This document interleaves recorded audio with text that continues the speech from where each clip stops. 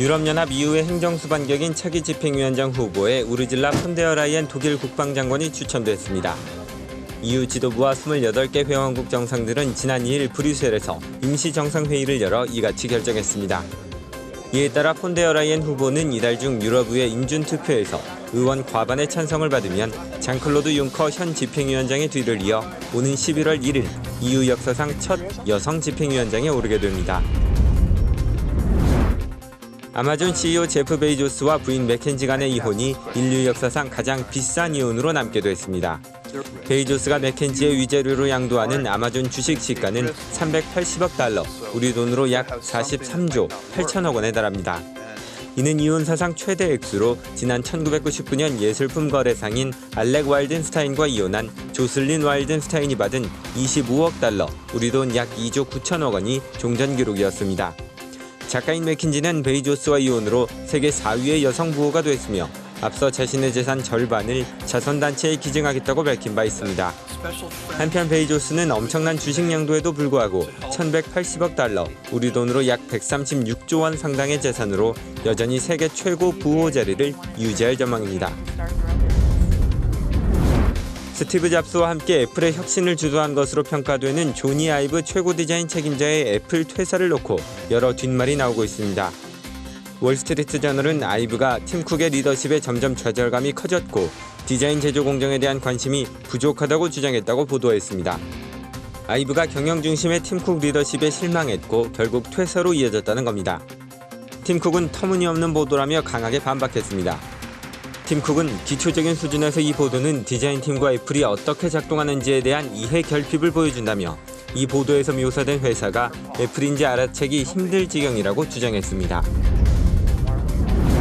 일본이 상업적 목적의 고래잡이를 31년 만에 재개했습니다.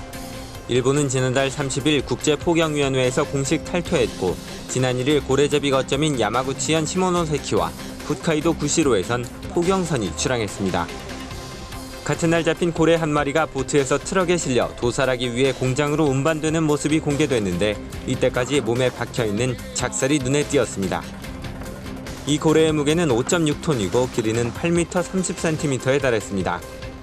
한편 일본이 31년 만에 고래잡이를 재개함에 따라 국제사회에서는 일부 고래종들이 멸종위기에 처할 것이라는 우려가 커지고 있습니다.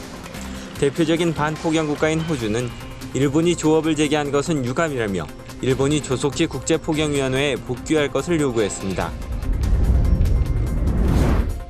이집트 문화재부가 고대 이집트 제12왕조의 파라오 세누스레트 2세의 피라미드를 관광객에게 전격 개방했습니다.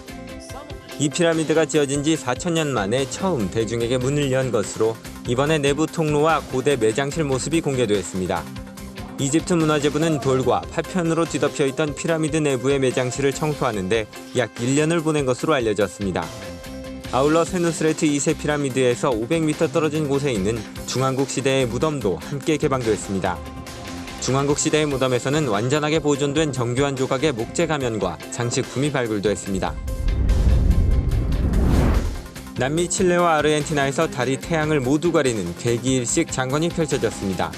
개기일식은 현지 시간 2일 오후 4시 38분쯤 칠레 해안 도시인 라세레나에서 처음 관측된 뒤 아르헨티나 수도 부에노스아이레스에서 2분 30초 만에 끝났습니다. 이번 개기일식을 볼 수 있는 곳은 육지에서는 칠레와 아르헨티나뿐이었는데요. 보기 드문 천문 현상을 보기 위해 수십만 명의 시민과 관광객, 과학자들이 개기일식이 진행되는 경로마다 운집했습니다.